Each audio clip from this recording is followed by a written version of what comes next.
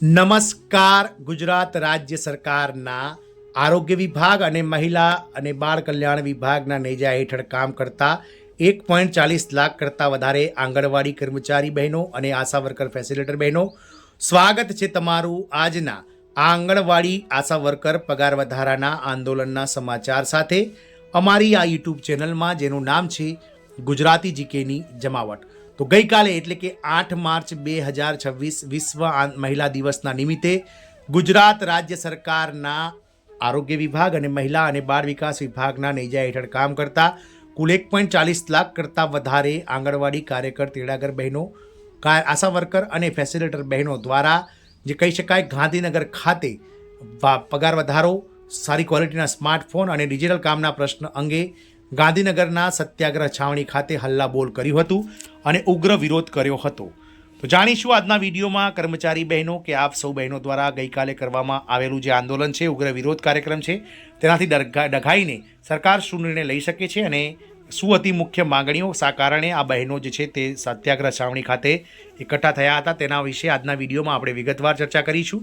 તો વિડીયોના અંત સુધી આપ બન્યા રહો અને જો ચેનલમાં આપ કર્મચારી બહેનો નવા સબસ્ક્રાઈબર હોય તો અમારી ચેનલને સબસ્ક્રાઈબ કરવાનું ભૂલશો નહીં. તો ગુજરાતમાં આશા વર્કર અને આંગણવાડી બહેનોનું મોટું આંદોલન. મુખ્ય માંગણી છે માનદ વેતનમાં વધારો કરવો, સ્માર્ટફોન, સારી ક્વોલિટીના અને ડિજિટલ કામના પ્રશ્ને ગાંધીનગરમાં આશા કાર્યકર બહેનો અને આંગણવાડી બહેનોનો ઉગ્ર વિરોધ કાર્યક્રમ થયો હતો. આપ સૌને જણાવી દઈએ કે છેલ્લા 2 દાયકાઓથી આ બંને સમર્ગોના જે કર્મચારીઓ છે, જે આરોગ્ય વિભાગના નેજા હેઠળ તેમજ મહિલા અને બાળ કલ્યાણ વિભાગના નેજા હેઠળ કામ કરે છે, તેઓ પોતાની મુખ્ય માંગણી જેવી કે માનદ વેતન વધારો, ઓનલાઈન કામગીરી માટે સારી ક્વોલિટીના સરકાર ફોન આપે, ઇન્ટરનેટ રિચાર્જ કરી આપે, તદુપરાંત રાજ્ય સરકારના કર્મચારી જાહેર કરી અને આપ સૌ બહેનોને જે છે તે અન્ય સરકારી કર્મચારીઓ જેવા લાભો આપવા સહિતની જે 12 મુખ્ય પડતર માંગણીઓ છે તેને લઈ અને દાયકાઓથી આપ સૌ બહેનો સરકારો સામે ઝઝૂમી રહ્યા છે. ગુજરાત રાજ્ય સરકારની વાત કરીએ તો ઘણા ખરા આંગણવાડી કર્મચારી બહેનો, આશા વર્કર બહેનોએ હાઈકોર્ટમાં કેસ દાખલ કરેલા હતા અને ગત ઓક્ટોબર 2024 અને 20 ઓગસ્ટ 2025ના રોજ આપ સૌ બહેનોની તરફેણમાં જ્યારે ગુજરાત હાઈકોર્ટ ડિવિઝન 2 દ્વારા પણ ચુકાદો આપી અને ભલે આપ સૌ કર્મચારી બહેનો માનદ વેતન કર્મી છો, પરંતુ તમને જીવન જીવવા પૂરતું વેજીસ એટલે કે ગુજરાત રાજ્ય સરકારમાં જે સૌથી લોઅર કેડર છે, વર્ગ 4 પટાવાળાના જે લઘુત્તમ બેઝિક પગાર 14,800 છે, તેટલું માનદ વેતન હાલના પગારમાં વધારો કરી આપવાનો ઐતિહાસિક ચુકાદો જ્યારે હાઈકોર્ટે પણ આપી દીધો છે. પરંતુ સરકારો દ્વારા જે છે તે અવારનવાર હાઈકોર્ટ હોય કે સુપ્રીમ કોર્ટના જે ચુકાદાઓ છે તેની અવગણના કરવામાં આવે છે ને આપ સૌ કર્મચારી બહેનોની ઉપેક્ષાઓ કરવામાં આવે છે. ત્યારે હવે આપ સૌ બહેનો આક્રમક મૂડમાં આવી ગયા છે અને ગઈકાલે વિશ્વ મહિલા દિવસના નિમિત્તે ગુજરાતમાં આશા અને આંગણવાડી બહેનોએ મોટું આંદોલન છેડ્યું હતું. ગુજરાતની પાયાની આરોગ્ય અને પોષણ સેવાઓ સાથે સંકળાયેલી આશા વર્કર અને આંગણવાડી કર્મચારીના આશરે 1.40 લાખ મહિલા કર્મચારીઓ દ્વારા પોતાના પડતર પ્રશ્નોના ઉકેલ માટે ફરી એકવાર આંદોલનનું શસ્ત્ર ઉગમાયું છે. ગાંધીનગરના સત્યાગ્રહ છાવણી ખાતે મોટી સંખ્યામાં એકઠી થયેલા આ મહિલા કર્મચારીઓએ સરકાર વિરોધી સૂત્રોચ્ચાર કરીને વાતાવરણ ગજવી દીધું હતું. આ વિરોધ પ્રદર્શન દરમિયાન પોલીસે આંદોલનના આગેવાન ચંદ્રિકા સોલંકી સહિત અંદાજે 100 જેટલી મહિલા કાર્યકરોની અટકાયત પણ કરી હતી. એક બાજુ જ્યારે આપ સૌ કર્મચારીઓ પોતાની પડતર માંગણીઓને વાચા આપવા માટે સરકાર સામે ગાંધી ચિંધ્યા માર્ગે આંદોલનો કરી રહ્યા છે, ત્યારે સરકાર પણ આપ સૌ બહેનો આંદોલન ન કરો અને સરકાર જે પગાર આપે છે તેમાં રડી ખાઓ તેવી નીતિ સાથે પોલીસના દમન અને અત્યાચારથી આપ સૌ બહેનોને અટકાવવાની કોશિશ કરવામાં આવે છે. ફોન અને ડિજિટલ કામગીરીનો સામે રોષ. તો આંગણવાડી બહેનોના સૌથી વધુ રોષ ટેકનોલોજીના સામે થયેલી હેરાનગતિ બાબતે છે. વર્ષ 2022માં રાજ્ય સરકાર દ્વારા નવા સ્માર્ટફોન આપવાની જાહેરાત કરવામાં આવી હતી, પરંતુ આજે 4 વર્ષ કરતાં વધારે સમય વીતવા છતાં પણ હજુ સુધી આ વચન અમલમાં આવ્યું નથી.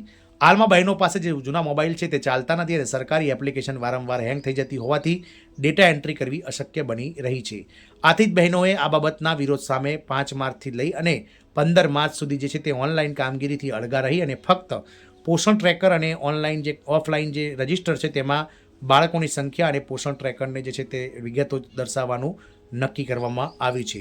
ખાસ કરીને ગ્રામીણ વિસ્તારોમાં નેટવર્કની નબળી સુવિધાના કારણે બહેનોએ બાળકોના પોષણ અને સંભાળ પર ધ્યાન આપવાને બદલે આખો દિવસ મોબાઈલ પાછળ વેડફવો પડે છે.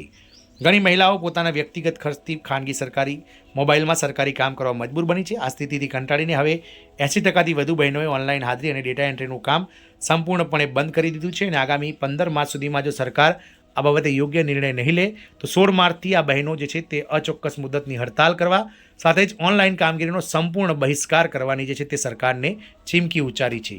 આર્થિક શોષણ અને હાઈકોર્ટના નિર્દેશોની અવગણના. તો બહેનોનો મુખ્ય આક્ષેપ છે કે છેલ્લા ઘણા વર્ષોથી રાજ્યના બજેટમાં તેમના વેતન વધારા માટે કોઈ ઠોસ જોગવાઈ કરવામાં આવી નથી. વર્ષ 2022માં 5 જેટલા મંત્રીઓએ વેતન વધારાના લેખિત અને મૌખિક આશ્વાસનો આપ્યા હતા, પરંતુ 4 વર્ષ વીતી જવા છતાં પણ પરિસ્થિતિ જસની તસ છે. આ ઉપરાંત હાઈકોર્ટ દ્વારા આપવામાં આવેલા કેટલાક મહત્વપૂર્ણ આદેશોનું પણ પાલન કરવામાં આવતું નથી, જેનાથી બહેનોમાં અન્યાયની લાગણી જન્મી છે. આગામી રણનીતિ અચોક્કસ મુદતની હડતાલ. તો આંદોલનકારી મહિલાઓએ સરકારને સ્પષ્ટ ચેતવણી આપી છે કે જો તેમની 12 મુખ્ય માંગણીઓ પર તાત્કાલિક સરકાર નિર્ણય નહીં લે તો તેઓ રાજ્યવ્યાપી અચોક્કસ મુદતની હડતાલ પર જશે. જો આટલી મોટી સંખ્યામાં પાયાના સ્તરના કાર્યકરો હડતાલ પર ઉતરશે તો રાજ્યમાં ગ્રામીણ આરોગ્ય સેવાઓ, રસીકરણ અને કુપોષણ મુક્તિ અભિયાન પર ગંભીર અને નકારાત્મક અસર પડી શકે છે.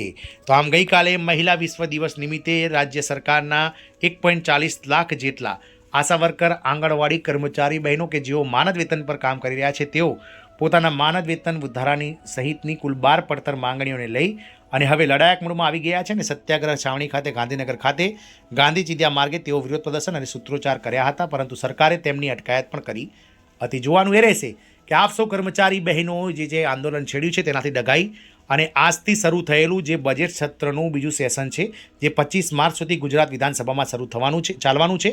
તો 9 માર્ચથી લઈને 25 માર્ચની વચ્ચે મહિલા અને બાળ કલ્યાણ વિભાગ દ્વારા અથવા નાણાં વિભાગ દ્વારા આપ સૌ બહેનોના પગાર વધારા સહિતની જે માંગણીઓ છે તેને લઈ અને કોઈ જાહેરાત કરાય છે કે નહીં એ તો સમય જ બતાવશે, પરંતુ ક્યાંક ને ક્યાંક સરકાર કોઈ ઠોસ અને નક્કર જે કહી શકાય કે પગલાં લે તેવી આશાઓ હાલમાં જન્મી છે. જય હિન્દ, અસ્તુ.